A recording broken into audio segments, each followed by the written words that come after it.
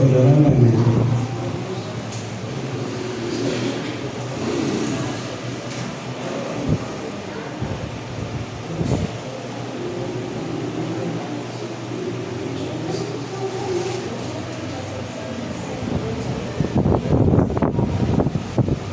Amém, igreja? Amém. Oh, glória.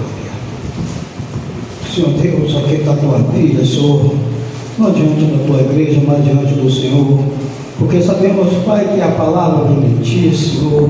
Meu Deus, toma ela nas tuas mãos, seja com a tua filha, derrama sobre ela, Pai, a tua palavra, o teu entendimento, a tua sabedoria, Senhor.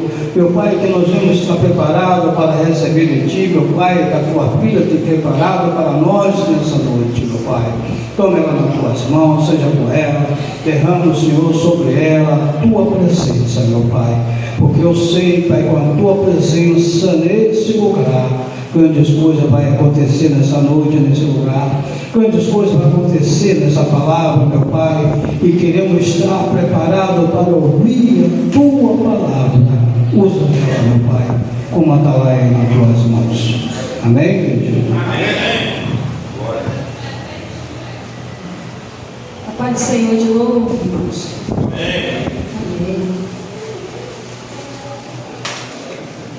A caneta, se não cair, não fui eu. Tá doido? Pode cair caneta. Vamos abrir a palavra do Senhor Jesus lá em 2 Crônicas.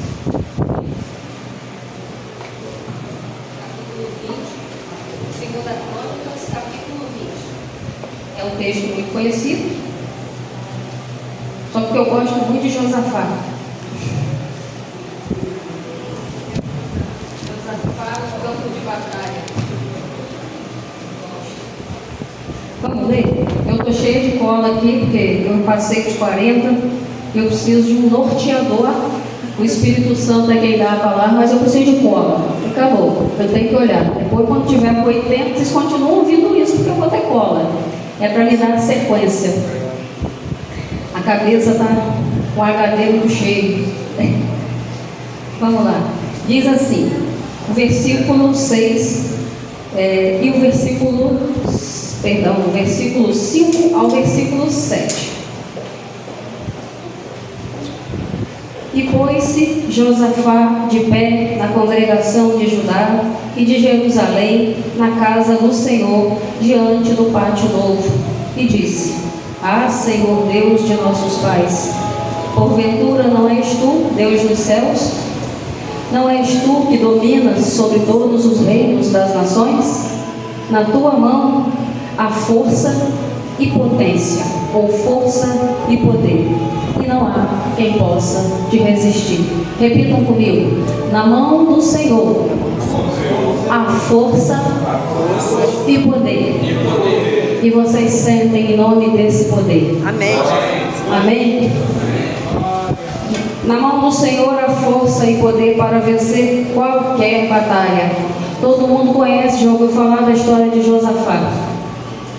Josafá é aquele que eu ia falar naquele dia do rei Asa, mas eu disse que deixava para depois. Exatamente. O que tem isso em comum? Ele vem na linhagem do rei Asa. Era filho do rei Asa, tataraneto de Salomão. Só para contextualizar a importância do cara. Olha isso. Tataraneto de Salomão, filho do rei Asa, aquele que ficou doente dos pés e não quis saber de Deus, somente dos médicos. Mas o Josafá, que assumiu o trono com 35 anos de idade, ele aprendeu rápido com o pai dele. Ele viu o pai dele ficar doente, ele viu o pai dele não se voltar para Deus. Ele viu o pai dele confiar na força do braço, apesar de um excelente rei, que acabou com os adoradores, com a adoração de Azera, de todos os outros ídolos de Judá e Jerusalém naquele tempo. Ele foi crescendo em um ambiente muito rico. Vocês sabem, o rei é muito rico. E ele foi aprendendo com os erros e com os acertos. Mas vale lembrar que naquela época, a bênção que estava na cabeça dos reis daquela época era uma bênção chamada do próprio Deus. Até Saul foi Deus. O povo quis, Deus falou: vocês querem? Eu vou dar. Um rei era chamado para governar porque Deus permitia, porque naquela época que Jesus ainda não tinha descido, o rei só era chamado, confirmado, se Deus falasse vai ser. Mesmo que tivesse 13, 14, 15 anos, não importa. O importante é que ele foi rei bem mais tarde que o pai dele, quase com a idade que o pai dele morreu. O rei Josafá, ele tinha grande sabedoria, porque apesar de tudo, ele aprendeu a temer a Deus com o pai dele, o rei Asa. E Josafá, ele tem algumas particularidades, que é o que eu quero falar essa noite. Ele tinha muita coisa boa para falar dele, mas são coisas muito específicas. Vocês vão entender, mas o importante é falar dos requisitos dele, o que ele fez. Quando nesse versículo aqui ele diz, por que ele teve que se colocar dessa maneira? Por que ele teve que se dobrar, chamar o povo para a oração? Porque ele foi o quê? Ameaçado. Ameaçado por um povo nada mais, nada menos que Edomita, Amonita e o povo que habitava em Seir. Quem é esse povo? Escrevi aqui para não esquecer. Amonitas, Edomitas e Moabitas, os moradores de Moabe, povo que matava pela espada. Não satisfeito em matar, cortava em 3 pedaços, para garantir que ia morrer de verdade. Então Josafá estava lá, sem saber o que fez.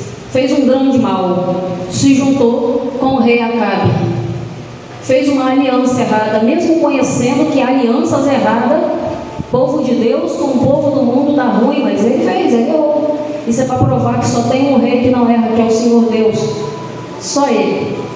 Ele teve um filho e ele casou esse filho com a filha de Acabe e Jezabel, chamada Atalia. E aí? Fez esse casamento, laço sanguíneo, mais uma vez, voltando naquela escola bíblica dominical que nós falamos de um assunto, né, irmão Rogério? Exatamente isso.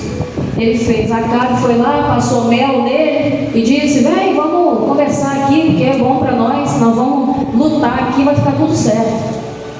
Vamos para o campo de batalha. Acabe, falso, disse a ele, mas tinha que ser, marido de Jezabel é falso. E o bicho chamou Josafá e disse: vamos para a batalha.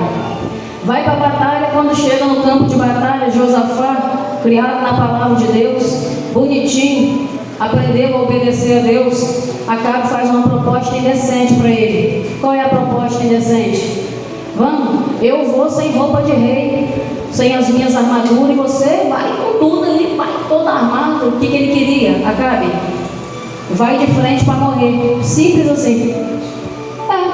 Porque os moabitas e os amonitas sabiam muito bem a indumentária de um rei. Quando estava armado, quando estava liderando uma guerra, ele tinha que estar com uma indumentária específica. Josafá foi lá, vestiu toda a sua indumentária específica, e Acabe falou: não, você vai, porque eu vou descaracterizado. Acabe, vou descaracterizado. É aquele crente que quando vai para a campanha, ele vai sem Bíblia, ele vai sem nada, ele vai tipo, lá, eu vou só, eu e Deus. Estou indo legal, todo mundo está levando já as coisas já. Eu não sou crente lá naquele lugar não, que é bem perigoso. Assim foi o bendito do Acabe. E Josafá foi. Quando chega lá, que ele vê o que de fato estava ocorrendo, isso eu estou falando aqui no versículo, do capítulo 19, 18, que foi coisas que aconteceram antes com ele. Quando ele vê que a situação era essa, ele fez o quê? Nada. Deus tem um plano para dar um jeito no inimigo. Um deles é você não fazer nada. É só você temer o nome de Deus, mesmo tendo feito alianças erradas, mesmo tendo feito aquilo que não era legal, aquilo que ele sabia que Deus Pai não concordava, e nem que ele tinha aprendido com o pai dele também, porque ele já tinha visto um exemplo ruim, o pai dele ser confrontado pelo profeta Hanani, que disse a ele: olha, se você não parar com isso, não fizer assim, vai dar ruim para você. Ele ficou revoltado, o rei Asa joga ele, o profeta, na masmorra, manda morrer. Ele matou. Sabe quem que o filho dele, rei Josafá encontrou outro profeta, ninguém, nada mais, nada menos que o próprio filho de Hanani, Jeú. E o profeta Jeú não era fácil. Aonde ele chegava, ele dizia só que assim diz o Senhor e mais nada. Era do estilo de Isaías. E ele chegou e falou: ó, vai dar ruim. Mas o que ele fez? Tipo, não, que eu sou rei. É sempre assim. Um rei, diz que um rei nunca perde a majestade. O único que eu conheci até a data de hoje que nunca perdeu a majestade é o Senhor Jesus. Todos os outros reis da terra passaram e passarão, mas o Senhor Jesus não passará. E Josafá, ele teve que aprender isso. E tem algumas coisas que às vezes a gente tem que aprender para viver. Uma delas é não fazer aliança errada. E é isso que eu aprendo com a vida dele, com a vida de Josafá. Tem algumas coisas mais interessantes que eu anotei, que é para poder ficar bem claro na nossa mente. Ele usou aquelas armas, né? Que vocês sabem. Ele usou a arma da oração. Mas eu fiz um resumo do modo operante, para ficar simples, para eu não ficar contando a história da vida dele e nem da Bíblia. Não ficar muita história, não? Então vamos lá, eu fiz um resumo breve e vou ler na palavra para vocês entenderem. Qual foi? No versículo 3, ele usou o quê? A oração. Vamos lá, capítulo 20, verso 3. Então Josafá temeu, pôs a buscar o Senhor e apregoou o jejum em toda Judá. Depois de temer, ele teve uma atitude. Ele falou: bem, eu estou com medo, mas o que eu vou fazer? O inimigo vem independente de que eu tenha coragem ou medo, ele vai vir. Ele começou a proclamar um jejum em todo o território de Judá, porque era de lá que ele era rei.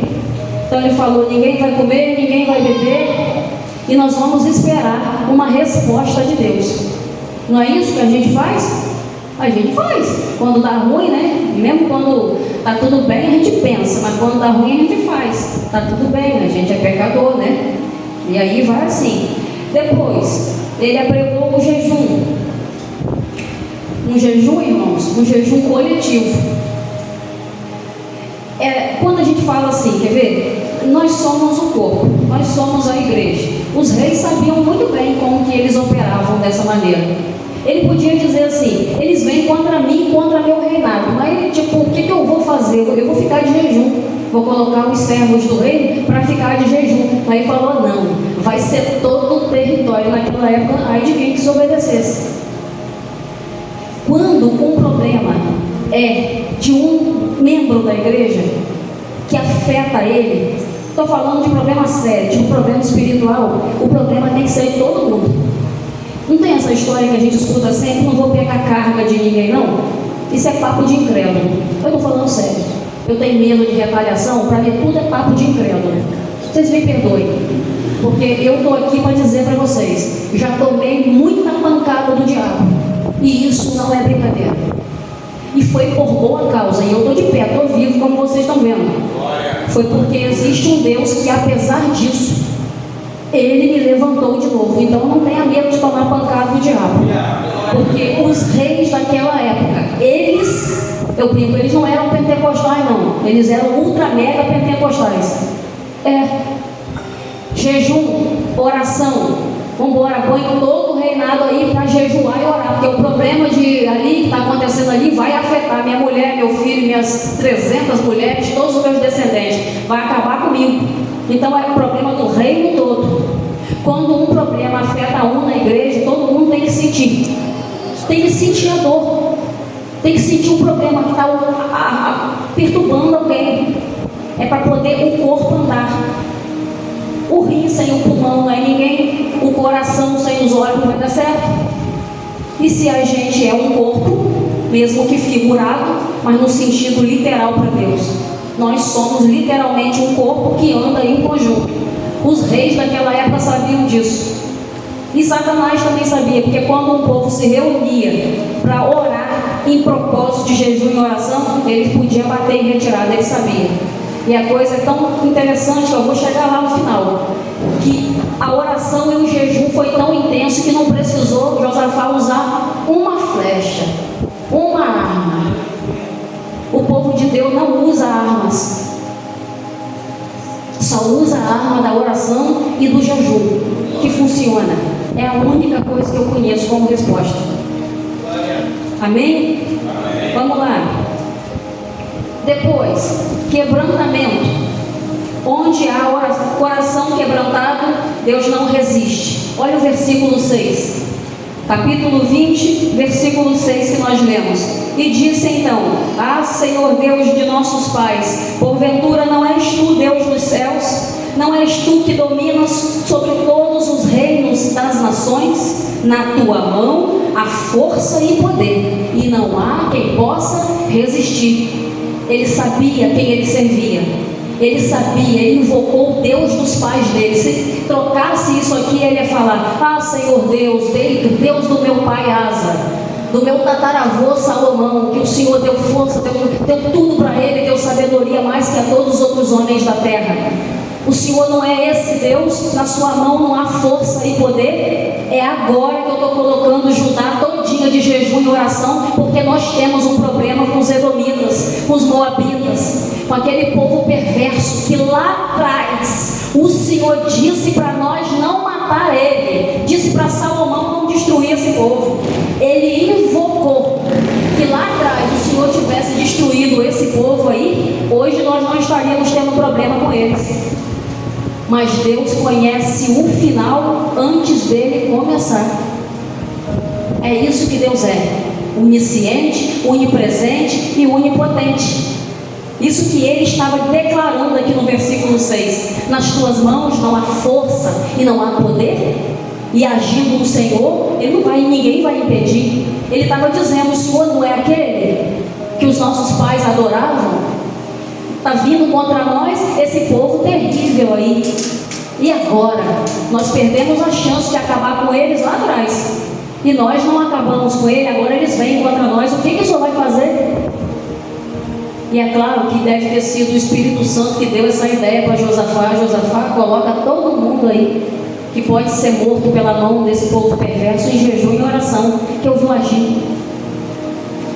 Josafá podia ter dito: não vou. Ele podia ter falado que nem o pai dele, não podia? Eu não quero saber de Deus não, eu vou esperar todos os médicos do reino vir me consultar e acabar com esse problema que eu estou no pé. Mas ele falou o quê? Não, agora vou colocar. Ele aprendeu com o erro do pai dele.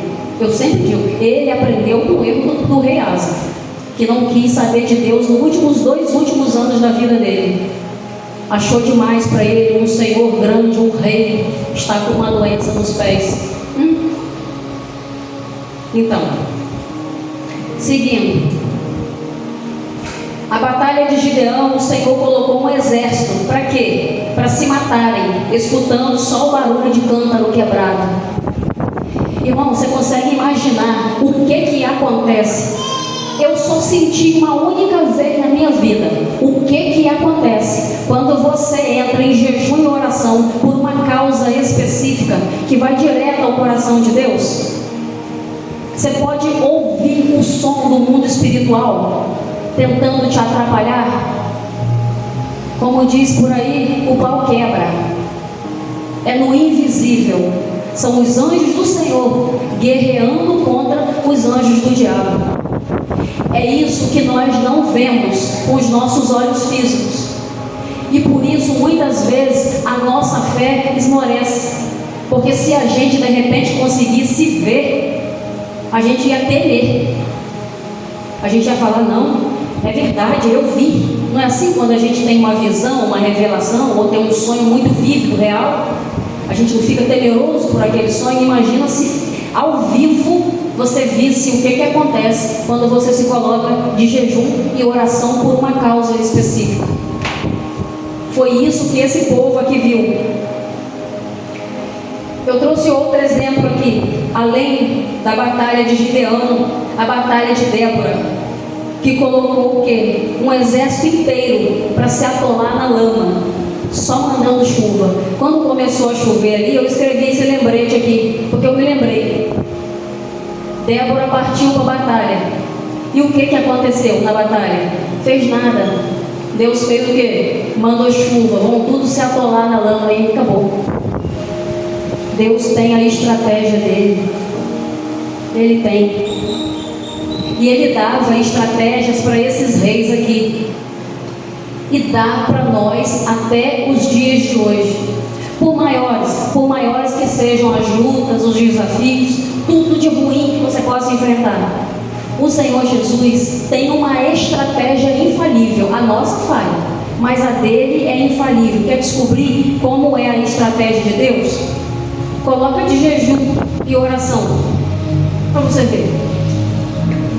Parece que dá um start no cérebro assim, de repente, olha, você tem que fazer tal coisa. Aquela vozinha mansa e suave lá no fundo, olha, faça isso. Parece uma coisa que parece que é você, sua voz interior que está falando, mas não é. É o Espírito Santo de Deus te dando uma estratégia para vencer uma batalha. Mas isso é depois de. É depois de quê? É depois de orar. É depois de colocar jejum, propósito mesmo. O Senhor desce na batalha. Ele prova isso do Gênesis ao Apocalipse, que ele desce na batalha de quem se coloca na brecha, na posição de jejum e oração. Por mais que o inimigo perturbe, porque é isso que ele vai fazer até o final da nossa vida. Ele vai fazer isso, é o papel dele. Isso é o normal para o diabo. Ele vai perturbar todas as famílias da terra. Primeiro, o bicho é feio. Eu já vi, quem já viu também sabe que é feio, nojento, não tem mãe, não tem pai, não tem família, não presta. E o objetivo dele é acabar com a família sua, com a família minha, com toda a igreja, com todo mundo. Esse é o diabo, que todo mundo já sabe. Então, se nós sabemos quem é o inimigo que a gente luta, como disse Paulo, né? Nós não lutamos contra a carne nem sangue, mas contra quem? Contra os principados, contra as potestades, contra os dominadores do mundo tenebroso de Satanás. Ele foi muito específico. Nós lutamos contra quem em específico? E a nossa batalha, ela é complicada, porque você não vence o diabo. Sozinho não tem jeito. Ele é mais forte, mais astuto, sábio, conhece muito, infinitamente mais do que qualquer pobre mortal. Só tem um jeito de vencer Satanás, só um. É como o Senhor Jesus, é pelo sangue dele. É no jejum e na oração. De outra maneira, não vence o diabo. E Josafá sabia disso. Eu falo, Josafá não tinha religião, ele tinha Deus. Conhecia o Deus dos pais dele. Tanto que ele invocou, não és tu que dominas sobre todas as nações e todos os reinos? Quando ele falou isso, ele estava se lembrando de quem eram os reis antes deles, da sua própria linhagem. Vem de Davi, descendo Salomão e todos os outros, até ele. Ele estava invocando o Deus dos pais deles. Então, nós, por mais que passamos por lutas e aflição, muitas vezes a gente não pode dizer assim, quer ver? Imagina que o meu pai não era um servo de Deus, então eu digo, Senhor meu Deus, o Senhor que era o Deus do meu pai. Não dá para orar dessa maneira, se a gente não tem um pai que é um servo de Deus.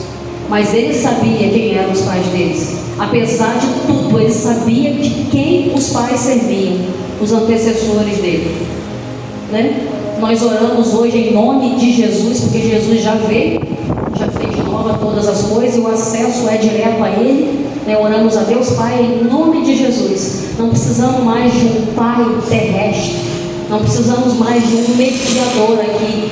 Agora Ele é o mediador entre Deus e os homens, no conselho, né? Então, isso tudo, Josafá não tinha lido o Novo Testamento, até porque não existia.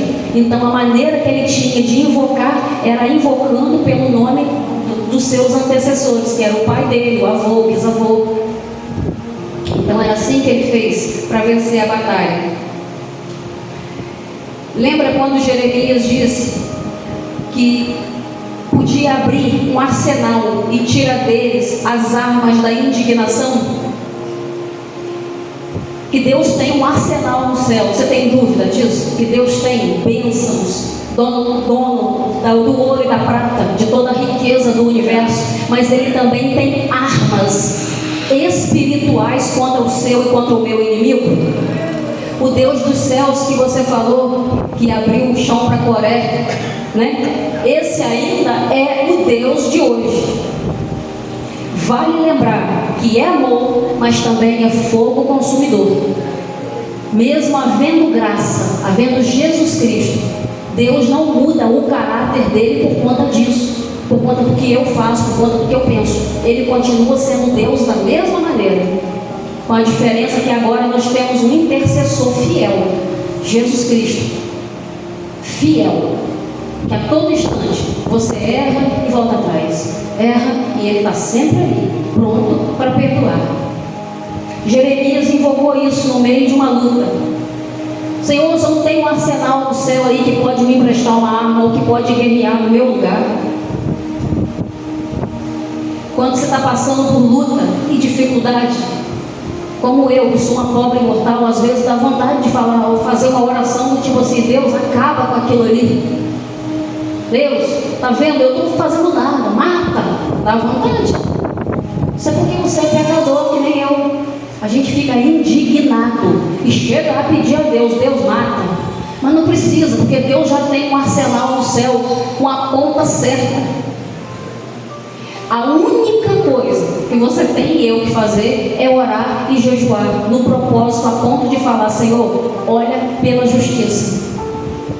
Pedir justiça a Deus, irmãos, é uma coisa que funciona tão bem, que se você não tiver justo, você também vai ser cortado. A coisa é feia. É feia. Pedir justiça a Deus é na certeza. É uma certeza. Eu sempre peço justiça a Deus, falando: Senhor, justifica primeiro a mim, porque eu também sou pecadora, porque eu também tenho medo da espada. Mas o Senhor entra nessa causa aqui, entra nessa providência aqui, ó, entra com providência neste problema específico. Porque o Senhor, Ele faz isso. Pela misericórdia de Jesus, Ele vai lá e entra com a providência e não mata a gente. E não mata nem o ímpio, que às vezes está te prejudicando, fazendo de tudo para acabar com a sua vida. Porque Ele mesmo diz que Ele não tem prazer em quê? Que o ímpio morra, que o ímpio pereça. Só por conta do caráter de Jesus misericordioso. Mas nessa época aqui não tinha ainda esse quesito. Tinha no céu a graça ainda, mas não vinda. E as coisas funcionavam de outra maneira. Amém? Então vamos lá. A quinta certeza é a certeza de que parta para a guerra na certeza da vitória. Leia o versículo 6. De novo, leia o versículo 6. E disse Josafá: Ah, Senhor Deus de nossos pais, porventura não és tu, Deus dos céus? Ele fez uma pergunta: não és tu que domina sobre os reinos e as nações? Pergunta de novo. Depois ele faz uma afirmação. Isso aqui é a certeza. Na tua mão há força e poder, e não há quem possa resistir. O que mais você precisa, sabendo que nas mãos do Senhor há força e poder, como foi para livrar Gideão da mão dos moabitas? Você precisa só de Deus, só da posição, jejum, oração e adoração na posição de Deus. E ele vai dizer: na sua mão tu tens domínio, força e poder. Ele afirma as duas perguntas que ele fez. Primeiro ele faz duas perguntas, depois ele mesmo afirma quem é o próprio Deus a quem ele cria. Sexta coisa, conhecimento. O conhecimento, irmãos, é libertador. Quando você conhece um campo de batalha, quem já se viu no exército sabe, você tem um monte de parâmetro para cumprir, e um monte de regras para seguir especificamente. Se você não segue as regras, você cai no campo do inimigo e a coisa empreta, né? Então, o que é o conhecimento? Você conhecer a sua história como o povo de Deus conheceu. Vê o versículo 7. Porventura, ele faz outra pergunta: o nosso Deus não lanças fora os moradores desta terra diante do teu povo Israel? e não adestes para sempre a descendência de Abraão, o teu amigo? Por acaso Deus não faz isso? Ele não lançou fora a descendência desse povo todinho e deu na mão de Abraão, seu amigo Deus. Josafá estava falando, tipo, o Senhor é aquele, que eu sei quem o Senhor é. O Senhor fez lá no passado, lá no começo, eu preciso que o Senhor faça agora, de novo. Ele estava afirmando. Por isso que conhecer a Escritura é tão importante na hora da batalha, porque você vai invocar o que está escrito. Com Josafá eu aprendi a invocar o que está escrito na palavra. Você diz para Deus: Deus, em nome de Jesus, o Senhor é esse que falou isso, que o nosso amigo o pastor Sérgio pregou aqui na palavra introdutória: 1000 cairão do teu lado e 10.000 à tua direita, mas você não vai ser atingido. Davi falou, descendente direto dele aqui, Josafá.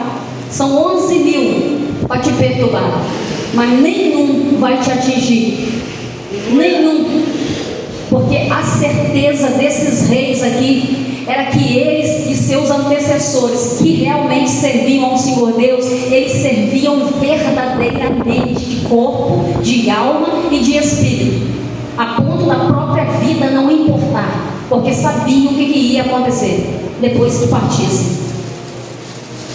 Então, o versículo 9 vai mostrar a confiança. Lê o versículo 9: se algum mal nos sobrevier, espada, juízo, peste ou fome, nós nos apresentaremos diante desta casa e diante de ti, pois teu nome está nesta casa. Claramente a ti na nossa angústia, clamaremos a ti na nossa angústia, e tu nos ouvirás e nos livrarás. Olha a certeza, olha a certeza da confiança que Josafá tinha no nome do Senhor Deus.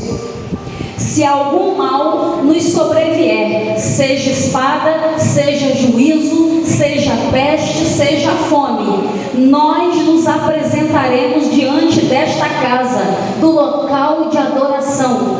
É onde vocês estão aqui e eu. Nós estamos aonde? No local de adoração, na casa do Senhor Deus, aonde 1000 pode cair ao teu lado, 10.000 à tua direita, e ninguém vai te atingir. Não tem demônio que é capaz de atingir para ser vencedor. Ele pode te tocar, se o Senhor Deus permitir, mas vencedor não. Não, porque nas mãos do Senhor está a força e o poder. Vamos hoje, nessa noite, em nome de Jesus, reconhecer que é poderio de Deus Pai, a força e o poder, e agindo Ele na nossa vida, ninguém vai impedir. A palavra que o Senhor leu, que o pastor Sérgio leu, corrobora com essa pregação. Parece até que é combinado, mas não é. É porque o Senhor está aqui, nessa casa, aleluia. Glória a Deus, e Ele está mesmo aqui. Se algum mal, não importa qual, nos sobrevier, o que importa é que nós fazemos o quê? Menção ao nome do Senhor. A gente vai para o jejum e para a oração, e o nosso inimigo vai ser quebrado, sabe como? Porque Deus vai confundir o inimigo, só como Ele fez com Josafá. Vai confundir aqueles que querem acabar com a igreja. O Senhor vai confundir a mente deles. Os que querem acabar com o casamento, os demônios, Deus vai confundir. O Senhor confunde. É Ele que promete, que corta o arco, lança fora cavalo e cavaleiros, põe tudo no fogo. Esse é o Deus que esses reis serviam. E eles sabiam, porque quando a gente fala de Velho Testamento, dá meio um choque ao Velho Testamento. Não, o Velho Testamento é pronto para ensinar, tanto quanto o Novo. Só existe a distinção de que Jesus estava no céu, eu brinco, e depois Ele desceu para a terra para se fazer carne. Mas Ele estava lá vendo isso aqui, Gideão. Estava lá quietinho na glória, espiando a batalha de Gideão. Estava lá, intercedendo. Jesus é Deus, irmãos. E Ele não passou a ser Deus depois que Ele nasceu de Maria, não. Ele só veio para a carne, mas Ele já era Espírito, já era Deus do céu. Aleluia. Esse é o Deus que está aqui. Que bênção que Deus está aqui. depois da confiança do versículo 9 que nós lemos, se algum mal sobrevier, não importa, que Ele vai nos livrar. E depois, qual é a etapa? Depois dessa certeza, vem a espera. Me faça justiça. Existe uma coisa que Jesus sabe fazer bem. Isso aqui são palavras minhas. É justiça. O Deus do julgamento. Lá atrás, que nós obedecemos e não matamos esse povo. Abre aspas. Disse o rei lá atrás. Porque, Senhor, que eu tive a oportunidade, que nem Davi teve com Saul. Olha, ó, só aqui na espada, vou passar a espada, mas não vou não, porque ele temia ao nome do Deus Pai. Teve a oportunidade, mas se mostrou diferente. Você sabe que você é crente, sabe quando? É quando você está no meio do fogo e você tem a oportunidade, o livre-arbítrio que nós estudamos mais cedo aqui, de prejudicar o seu inimigo. Você sabe que com um mover, você pode prejudicar o inimigo. Aí vem aquela vozinha lá no fundo, o Espírito de Deus, e fala: faz isso não, filha, vai não, não faz não, não faz não, não faz. E aí você está no teste, e você sabe que você naquele momento não cedeu à vontade de fazer o mal. Glória. É nessa hora que você sabe que você foi crente naquele dia, pelo menos. Porque todo dia você tem que ser crente, não tem jeito. Todo dia. Se não for todo dia, vai dar ruim. Eu tenho que ser crente 50 mil vezes por dia, porque a cada meia hora eu estou num grau no inferno. É sério. E eu falo mesmo, eu confesso que eu falo a verdade. Porque a carne é terrível. Terrível. Terrível. Coisa de gente. Isso é porque nós somos gente. Precisamos dessa misericórdia todinha. E depois dessa espera, depois de saber que o Senhor faz todas essas coisas, que na mão dele a força, a majestade, a poder, o que a gente faz? A gente reconhece. Essa 10ª coisa de reconhecer. Eu vou te mostrar aqui, ó, no versículo 17, que eu gostei desse versículo 17 aqui. Nessa batalha não tereis que pelejar. Veja, postai-vos ficar parados e vede a salvação do Senhor para convosco, ó Judá e Jerusalém. Não temais, nem vos assusteis. Amanhã sai-lhes ao encontro, porque o Senhor será convosco. Gideão, Gideão, fica calmo, não faça nada. Nessa batalha aí, você não tem que pelejar. O Senhor falou essa pregação comigo hoje. Eu queria pregar outra coisa. É sempre assim, tem sido nas últimas vezes. Eu escrevi, eu fiz o que eu queria fazer. Mas eu prometi, dei minha palavra para Deus e dei minha palavra para a igreja. Toda vez que vocês me veem com um lembrete desse tamanho que está aqui, é porque o Senhor sabe que eu não tenho memória de HD e eu preciso anotar o que Ele me fala. Eu ia pregar uma outra palavra, uma palavra bem legal, que ia todo mundo ficar avivadíssimo aqui, ia dar glória, aleluia, isso é uma coisa impressionante. É sério, mas Jesus falou: não é isso que eu quero que você faça. Ele só falou esse versículo comigo aqui. Nessa batalha, eu estava hoje limpando o jardinzinho. Ele falou: preste atenção numa coisa. Nessa batalha que você está, deixa eu mostrar para vocês aqui qual é a batalha. Não vou falar porque o diabo já sabe, mas ninguém precisa saber, depois a gente vai saber. Eu tenho uma batalha e eu estava com uma pregação em mãos, na mente, excelente, bem estudada. E eu fui limpar o jardim, sujei tudo de amora, fiquei mais roxo que a uva. E vou te falar, e eu zangada com a minha alma ali. Eu falei: Jesus, eu vou pregar hoje, eu preciso tirar isso da minha cabeça, Senhor, me ajuda, me ajuda. E eu vou para o jardim, fazer de conta que eu limpo, mas eu me ajoelho mesmo. Eu me ajoelho, fico lá no meio das matas ali e tal, e eu gosto da terra, eu gosto de botar a mão na matéria viva. E o Senhor me deu um recado, Ele falou: meu filho, essa batalha aí não é para você. Lembra de Gideão? nessa batalha aí, você já pelejou lá atrás, você sabe, eu venci. Isso aqui é só mais um artefato do diabo, você não pode desarmar isso aí. Em outras palavras, o Senhor falou para mim: não põe a mão nesse negócio. Falou comigo, eu vou resolver. E ele falou comigo nessa palavra: lembra o que eu fiz com o Gideão, que eu confundi a cabeça do inimigo, e eles que se mataram entre si. Eu vou fazer isso com vocês. Eu estou pregando aqui hoje aquilo que eu estou vivendo, que eu gosto de pregar o que eu vivo. Está aqui. O amonita meu está aqui. Está aqui. O amonita de vocês pode estar lá no portão, do lado, na frente, pode estar dentro do corpo, não importa. Quem é o inimigo de vocês, além de Satanás?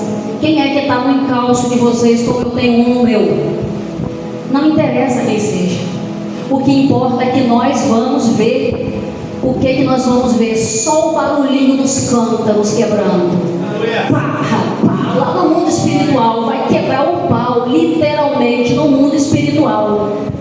E eu vou poder, em nome do Senhor Jesus, contar para vocês aqui a vitória mais uma vez daquela que eu contei de 25 anos atrás. Essa daqui é parecida com aquela, mas só que é um pouquinho mais nova. É que Jesus quer fazer uma coisa grande na minha vida, mas primeiro Ele vai quebrar o queixo de quem se opõe nas coisas de Deus. O Senhor vai quebrar o queixo do inimigo que se levanta na vida da igreja, na vida de vocês aqui nesse lugar. O Senhor vai quebrar o queixo, vai confundir o inimigo, porque Ele é especialista nesse negócio. Ele é especialista. Não tem ninguém mais especialista em confundir o inimigo que se levanta contra você e contra mim do que o próprio Deus, que é onisciente, onipresente e onipotente. Toma posse dessa palavra, porque o que eu queria fazer hoje eu não fiz. Eu obedeci, eu dei livre-arbítrio. Eu não preguei a palavra que eu havia estudado, querido pregar. O Senhor falou comigo: você toma posse dessa palavra e fala para a igreja tomar posse dessa palavra, porque assim como foi com Gideão, eu faço na vida de vocês. Não interessa o que é, o Senhor faz, sendo da vontade dele resolver conforme a vontade do coração de cada um aqui. Ele é quem tem poder de fazer. E o Senhor Jesus que está aqui, Ele é Deus nos céus, na terra, como disse Gideão. E o que na mão dele, debaixo da potente mão dele, tem o que? Força e poder para determinar, para desfazer decreto, para fazer qualquer coisa que o coração de vocês e meu desejar, sendo da vontade dele, em nome de Jesus. Que é assim que a gente ora. E o diabo não pode resistir, não pode oferecer a resistência e vencer. Nós sabemos disso. Não importa o que está resistindo você, qual força contrária é que está resistindo Deus agir na sua vida, porque Deus não fez, não é porque Ele não tem poder, é porque há uma resistência. Não importa se a resistência é sua ou é do diabo, ou é por legalidade ou por falta de legalidade. Geralmente é uma legalidade, é uma circunstância, um problema, uma coisa que você está passando, que nem eu, passando por uma coisa que eu não sei o nome. Eu falei: Deus, eu quero consertar rápido. Por que eu tenho que passar por isso? É para o seu nome ser louvado, exaltado e glorificado e eu contar mais um testemunho? Se for, Senhor, eu passo. Eu entreguei. Se for, eu passo pelo que o Senhor quiser. Agora, se não for, eu estou colocando esse diabo aqui nas suas mãos. Eu estou colocando ele aqui, nas suas mãos, para o Senhor, que tem força e poder resolver. Não pode aceitar o mal assim facinho. Nós não podemos aceitar o diabo oprimir o trabalho, oprimir a vida, o filho, o marido, seja lá o que for. Se eu fosse aceitar isso, eu não estaria aqui hoje, e nem nunca. Ou a gente parte para o campo de batalha, ou a gente fica morto.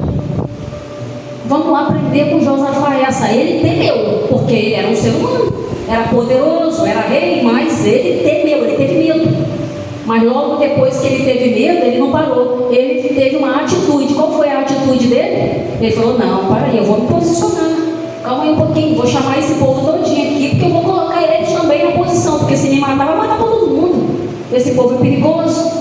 Esse exército aí, são 3 exércitos inimigos, eram 3 outras nações que vinham contra ele, né? Tudo isso porque ele não era santinho também, muito não, porque lá atrás ele se juntou com Acabe. Quando ele fez a aliança dos filhos dele em casamento, ele viu que Acabe passou a rasteira nele, mas veio o profeta, advertiu, ele reconheceu o erro dele, seguiu em frente e tal. Ele já aprendeu rápido com o erro dele, diferente do pai dele, ele aprendeu rápido.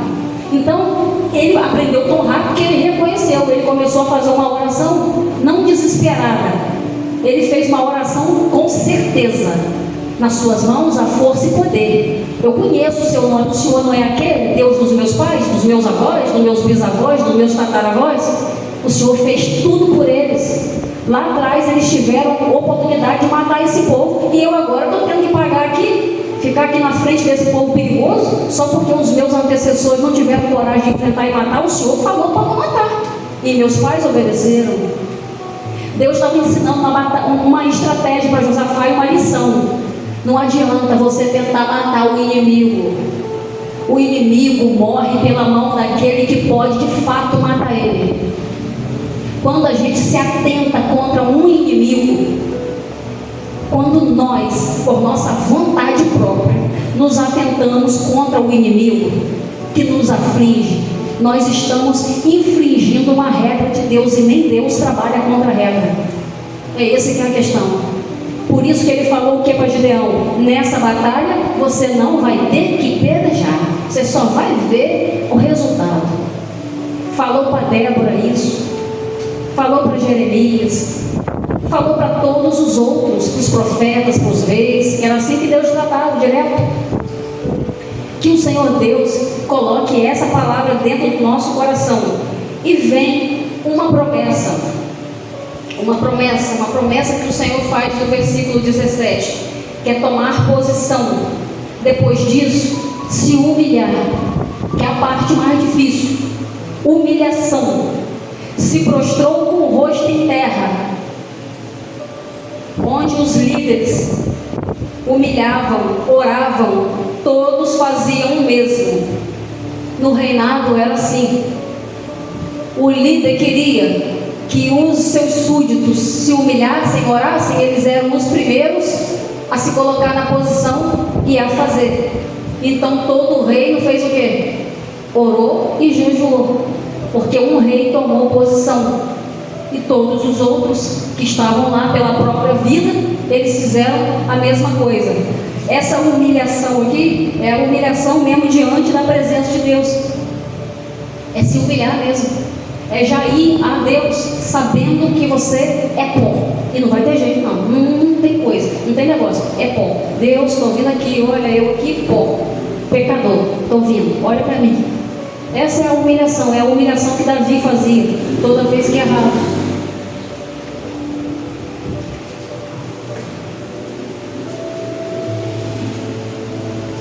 E depois disso, a adoração. O que é que, depois de ter passado a tormenta, o que Gideão fez? Agora que eles se destruíram, que o nome do Senhor foi glorificado, que Deus cumpriu o que prometeu, ele começou a levantar levitas em todo o reino, gente, né, que cantavam, tipo a irmã Maísa, assim, levita da casa do Senhor, né, Maísa? Então, levantaram os cantores, imagina todo mundo, e agora nós vamos adorar o nome do Senhor que fez todas as coisas. A importância do reconhecimento, da humilhação na sequência, é agradecer mesmo. É fazer o quê? No final de tudo isso, é adorar, que é para onde o crente vai. Vocês, como eu, não deve ser muito normal. De vez em quando eu canto os 30 hinos da harpa cristã. Quando não canto, coloco José para cantar ali no meu YouTube. Coloco lá, e eu canto uns 30, 40 hinos da harpa cristã. Às vezes Deus tem uma estratégia, irmãos. Às vezes é a oração, às vezes é o jejum, às vezes é a adoração. E com Josafá não foi diferente. Eu costumo dizer que mesmo sem ser cantora, às vezes eu vou lá e eu canto bastante hino da harpa cristã. Eu estava numa situação assim para resolvendo. Aí eu estava procurando um documento, nada de achar. Eu falei, Jesus, quem sabe aonde está o documento é o Senhor. Eu falei assim, olha, então eu vou cantar. Quando eu cantar, eu começo a procurar e o Senhor acha. Porque eu já estava cansada de procurar o bendito do documento, não achava? Então, Deus dá umas estratégias. Depois que eu achei o documento, eu fiquei pensando. Falei, mas engraçado, estava perto, estava numa gaveta, embaixo, uma pastinha, miudinha assim, embaixo, dobradinho. Eu pensei, falei, olha, realmente, eu não teria tido essa ideia de orar dessa maneira se Deus não tivesse falado, ora aí, ô pecadora, ora, fala assim comigo. Isso é o Espírito Santo, gente, ele é muito misericordioso. Ele me ensinou a orar, me deu uma estratégia, falou, olha, ora assim. Porque ele ora, no nosso espírito, ele ora e fala assim, ora dessa maneira, ora assim que Deus te atende, fala com ele que você vai cantar e tal. Depois eu me toquei, estava numa faixa de louvor de 32 louvores, cantei um pouquinho, aqueles louvores, um desses foi o que nós cantamos aqui. Então veja, às vezes Deus tem uma estratégia, é a oração, às vezes é o jejum, e não importa. Desde que você entre na posição de Deus, Ele mostra o caminho, Ele mostra a estratégia. Saúde. E essa estratégia de Deus, ela é infalível. Infalível ainda bem, né? O que foi o porta-voz? O porta-voz disso tudo foi a fé. Imagina que se ele não tivesse fé para isso, como seria? Como fosse o pai dele lá, que estava doente, e não procurou o Senhor. Ele não ia ter esse impulso de chamar o Senhor. Não ia. Para tudo isso acontecer, você tem que ter fé. Tem que ter certeza. E fé é a certeza das coisas que a gente ainda não tem. Não é isso? Então, mas a gente espera. Josafá tinha isso. Se tinha uma coisa que ele tem é fé, porque sem lutar, sem partir para a guerra, só com jejum e oração, eu não estou falando de uma guerrinha, era uma guerra contra 3 povos perigosos, matar o reino dele inteiro. E aí? Ele teve que ter muita fé para crer que ele ia vencer aquilo só cantando. Pensa, tinha que ter muita fé, gente. A gente fala de fé, mas fé é uma coisa muito séria. Fé é a certeza de que se Deus falou que vai dar um jeito na situação, Ele vai dar um jeito. É difícil. Por isso que eu sempre falo, Jesus, dá mais um pouco de fé para mim. Porque não é fácil ter fé, não. Não é. E sem fé a gente não consegue, como diz a palavra, agradar a Deus e nem de forma alguma chegar a Ele. Tem que ter fé. Tem que ter fé para crer. Então, diante de tudo isso, aonde que Josafá chegou? No lugar aonde a gente chega, no vale da nossa vida. Às vezes nós estamos passando pelas dificuldades, todas as dificuldades, não importa o nome delas, né? Seja ela doença, falta de dinheiro, não importa qual. Essa dificuldade Josafá encontrou. Vocês imaginam que todo mundo que ele mandou ficar de jejum e oração quis fazer isso? Não, acho que não. Acho que tinha alguém lá que dizer, não, por quê? Porque não. Nem todos que estavam no reino de Judá acreditavam em Deus, gente. Tinha mágoa, tinha feiticeiro, tinha tudo. Mas tinha um povo de Deus. Tinha um povo de Deus. Judá todo não era crente, não é assim não. Como em nenhum reino, como em nenhum lugar. Tinha que também não acreditasse. Então, ele entendeu que a batalha contra os amonitas não era uma batalha que era para ele lutar. Ele sabia onde ele ia chegar. Quando ele disse, o Senhor falou, amanhã você vai ver o que eu vou fazer, ele partiu para esse vale aqui, chamado Vale da Bênção. Ficou gravado como Vale da Bênção. É aonde todos os nossos problemas, passando por tudo, não importa. Foi nesse lugar que ele entendeu o que Deus de fato fez na situação dele. E ficou esse lugar conhecido como Vale da Bênção. Josafá tomou atitudes que só alguém que teme a Deus tomaria, tendo todo tipo de arma para lutar, todo tipo de soldado específico lá para lutar. Ele tem que ouvir a voz de Deus, ouvir a advertência do profeta e acreditar que Deus ia fazer o que era necessário fazer, sem fazer um derramamento de sangue, sem fazer nenhuma guerra. Deus guerreou a guerra de Gideão, Deus guerreou a guerra de Débora, Deus guerreou a guerra de Josafá, e todos eles foram vencedores, porque tinha um Deus que guerreava a guerra dos servos dele na terra. Isso vai ser assim até Jesus voltar. Todas as guerras que a gente passa, todas as dores, todas as aflições, elas só fazem um motivo, só existem por um motivo: para aumentar a nossa fé e aperfeiçoar a nossa alma.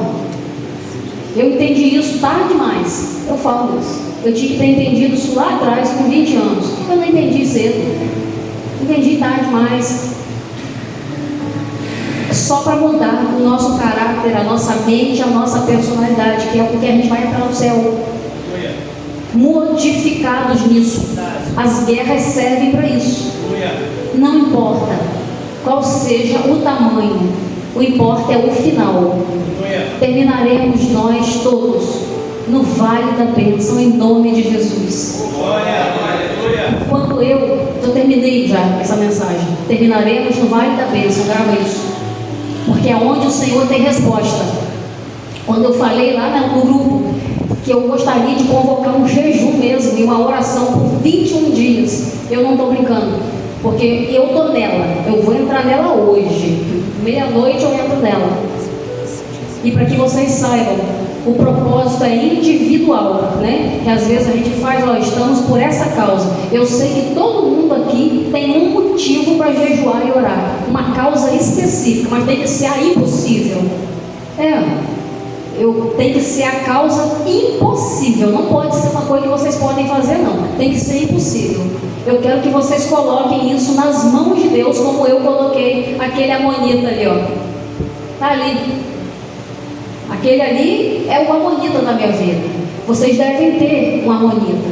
E no final de 21 dias, eu creio em nome de Jesus, que quem está aqui hoje vai ter o que contar.